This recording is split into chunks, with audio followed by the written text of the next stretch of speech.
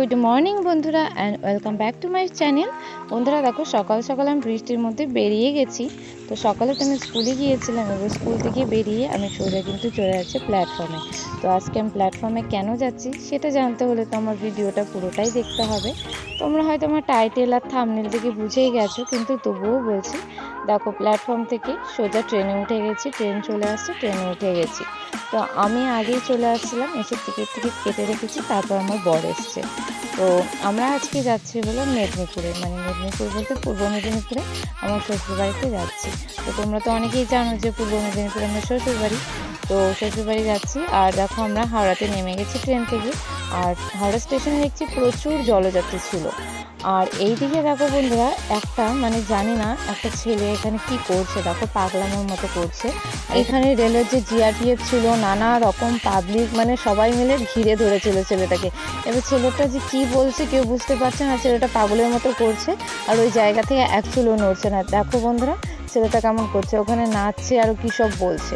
তো ওই দিক দিয়ে মানে আমি দেখছিলাম আর একটু ক্যামেরা বন্দি করলাম। একটা লোক আমাকে বলছে যে এটাও কি ক্যামেরায় তুলতে হবে। তারপর দেখো আমি ক্যামেরাটা অন করে যাচ্ছি, তখনই আমাকে দেখো এই যে টিটি ধরেছে। টিটি বলছে দেখি আপনার টিকিটটা। তখন আমি টিকিটটা বের করছিলাম। তো এই দেখো মানে টিটি আমাকে দেখে ভেবেছে কি আমি হয়তো টিকিট কাটিনি, টিকিট না কেটেই যাচ্ছি। তো এর জন্য পরে বললাম এই নিন টিকিটটা দেখুন, এই বলে টিকিটটা বের করে দিলাম। দেখো এই যে টিটি মশাই পেছনে চলে গেল। তো আমি আমার বরকে বলছিলাম দেখো না, ভেবেছি কি আমি মানে টিকিট ছাড়াই মানে চলে আসছি। তো যাই হোক বন্ধুরা, এবার হাওড়া স্টেশনের নিচে অনেক বাজার বসেছিল। তো বাজার সবসময় বসে।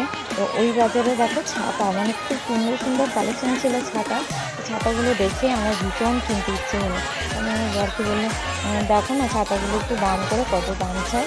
তো এর জন্য ছাতার দোকানের সামনে দাঁড়িয়েছিলাম আর আমার বর ছাতার দাম জিজ্ঞেস করলো। তো এখান থেকে কিন্তু আমি একটা ছাতা কিনেছি বন্ধুরা। আর ছাতাটা আমার ভীষণ পছন্দও হয়েছে। তো আমার বর অনেকগুলো ছাতা আর কি দেখছিল, আমাকে বলছিল কোনটা নেবে কোনটা নেবে। তো ওই কালারগুলো ভালো লাগছিল না, আমি একটু ভালো একটা কালার বের করে। তো তারপর দেখো হাওড়া স্টেশন থেকে আমরা সোজা হাওড়া যে বাস স্ট্যান্ডটা আছে সেখানে চলে আসছি, যেখান থেকে মানে বাসে করে মেদিনীপুরের বাস বা দীঘার বাস যেখান থেকে পাওয়া যায় সেই স্ট্যান্ডে চলে আসছি। তো বন্ধুরা এবার আমরা কিন্তু আর লোকাল ট্রেনে যাব না, এবার আমরা বাসে করেই যাব। প্রত্যেকবার লোকাল ট্রেনে করে যাই আর প্রচুর দেরি হয়। তো এবার আমরা বাসে যাব। তো যেই বাসটায় উঠলে একদম ডাইরেক্ট শ্বশুরবাড়ির সামনে এসে নামবো সেই বাসটা খুঁজছি। দেখো এখানে নন্দীগ্রাম লেখা আছে, কোলাঘাট লেখা আছে। এই হলো সেই বাস। ফাইনালি আমরা বাসটা পেয়ে গেছি আর বাসে কিন্তু আমরা উঠে যাচ্ছি। বাসটা পুরো ফাঁকা ছিল, কারণ বাসটা ছাড়ার টাইম হলো 3:30 আর আমরা 3:30-এর আগেই মানে পৌঁছে গেছিলাম বাস স্ট্যান্ডে, তার জন্য বাসটা পুরো ফাঁকাই ছিল। তো বাসে কিন্তু এই যে আমরা উঠে গেছি বন্ধুরা। কিন্তু গপু আছে তো খাবে না। দেখো আমরা বাসে উঠে গেছি আর এবার আমরা বাসেই যাবো। প্রত্যেকবার ট্রেনে যাই, এবার আমরা বাসে যাবো। তো বাস করে ফাঁকা আছে আর পুরো বৃষ্টি নামছে, এখন মেঘ হয়ে আছে। বাসে ওঠার 5-10 মিনিট পরেই এত জোরে বৃষ্টি নেমেছে, পুরো মুষলধারে দেখো বৃষ্টি নেমেছে। আর কলকাতা শহরে বৃষ্টি হলে তো কি অবস্থা হয় সেটা তোমরা যারা কলকাতা শহরে এসেছো তারা জানতে পারবে। দেখো বন্ধুরা এত চার সাইডে নোংরা, আর তার মধ্যে বৃষ্টি হচ্ছে, এত মানে গন্ধ বের হচ্ছে কি বলবো। তো তারপর আমাদের তো খিদেও পেয়েছিল, কারণ আমরা সকালবেলা সেই 10টার সময় বেরিয়েছিলাম, স্কুল থেকে ডাইরেক্ট চলে আসছি। তাই আমার বর কিন্তু আমার জন্য খাবারটা কিনে নিয়ে আসছে। আর দেখো বাস ছেড়ে দিয়েছে, আমরা কিন্তু এই বাসে করেই এবার সোজা যাব মেদিনীপুরে, মানে মেদিনীপুর যে শ্রীরামপুর আছে সেখানে। তো বন্ধুরা চলো এবার আমরা যাই, তোমরাও আমার সাথে থাকো আর ব্লগটাও কিন্তু কন্টিনিউ দেখতে থাকো।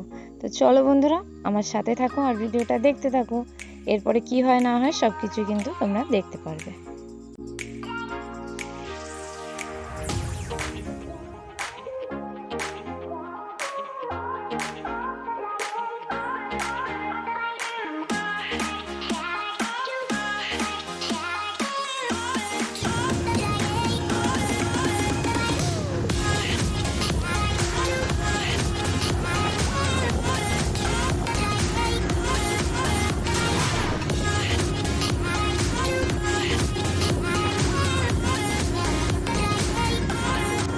তোমাদের সাথে কথা বলতে বলতে আমরা কিন্তু চলে এসেছি কোলাঘাটে। তো এটা হলো কোলাঘাটের রূপনারায়ণ নদী। তো নদীটা দেখো বন্ধুরা কত বড়, আর এখন যেহেতু বর্ষাকাল তার জন্য কিন্তু প্রচুর পরিমাণে জল হয়েছে। দেখো বন্ধুরা সেটাও তোমাদের সাথে কিন্তু শেয়ার করলাম। আর এবার আমরা কোলাঘাটের পরে মেছেদা, তারপরে কিন্তু মেছেদার উপর দিয়েই আমরা বাড়ি চলে যাব। আর যেহেতু আমরা মানে ট্রেনে এলে মেছেদা স্টেশনে নামি, কিন্তু এবার যেহেতু বাসে এসেছি তো মেছেদা স্টেশনে নামার কোনো প্রশ্নই নেই। আর দেখো আমার মানে খুব খিদে পাচ্ছিল, ভালো লাগছিল না, তো আমার বরকে বললাম একটা আইসক্রিম কিনে দাও। তো ও কিন্তু আমার জন্য দেখো আইসক্রিম আনতে গেছে এই দোকানটা থেকে। আর এই আইসক্রিমটা আমার জন্য এনেছে, এটা কিন্তু আমার একটা ফেভারিট আইসক্রিম, আর আমি কিন্তু এই আইসক্রিমটাই খাই। তারপর দেখো বন্ধুরা, বাস থেকে কিন্তু আজকে তাড়াতাড়ি নেমে গেছি, আর নেমে কিন্তু টোটোতে উঠে গেছি। তো টোটোতে করে আমরা দুজন এবার বাড়ির দিকে যাচ্ছি। তো আমরা এটাই আলোচনা করছিলাম যে দেখো আজকে কত তাড়াতাড়ি চলে এলাম। তো ফাইনালি আমরা বাড়িতে চলে আসছি, আর বাড়িতে এসেই দেখি আমার শাশুড়ি মা বানিয়েছে তালের বড়া। তো এই যে আমাদেরকে দেখো এক বাটি তালের বড়া দিয়েছে, এবার এটা আমি খাবো। আমার যেহেতু ভালো লাগছিল না তাই আমি আর এখন খাচ্ছি না, আমার বর খাবে। এই দেখো ও মানে তালের বড়াগুলো দেখে একদম মুখে ঢুকিয়ে নিয়েছে। আমি এসে দেখো একটু শুয়েছিলাম, তারপর পুরো ঘরদোর গুছোলাম, কারণ আমি ছিলাম না, ঘরদোরের অবস্থা কিন্তু খুব খারাপ হয়েছিল। তো এগুলো সব কিছু গুছিয়ে গাছিয়ে পরিষ্কার করলাম, পরিষ্কার করে কিন্তু আমি তোমাদের সামনে আবার এলাম। দেখো তো বন্ধুরা, এই যে আমার আলনাটার কি অবস্থা হয়েছিল, সবগুলো আবার জামা কাপড় গুছোলাম। তারপর এইদিকে টেবিলটার খুব বাজে অবস্থা হয়েছিল, এই টেবিলটা মুছে তারপর সব কিছু পরিষ্কার করলাম, পরিষ্কার করে তারপর সব কিছু গুছিয়ে রাখলাম। তো দেখো বন্ধুরা, এবার আমি কিন্তু আজকে ভীষণ বিধ্বস্ত হয়ে গেছি, খুব ক্লান্ত হয়ে গেছি। তো আজকের মতো ভিডিওটা এখানে শেষ করে দিচ্ছি। সবাই ভালো থাকবে, সুস্থ থাকবে, সবার সাথে দেখা হবে পরের একটি ভিডিওতে। চলো বন্ধুরা, আজকের মতো গুড নাইট, টাটা।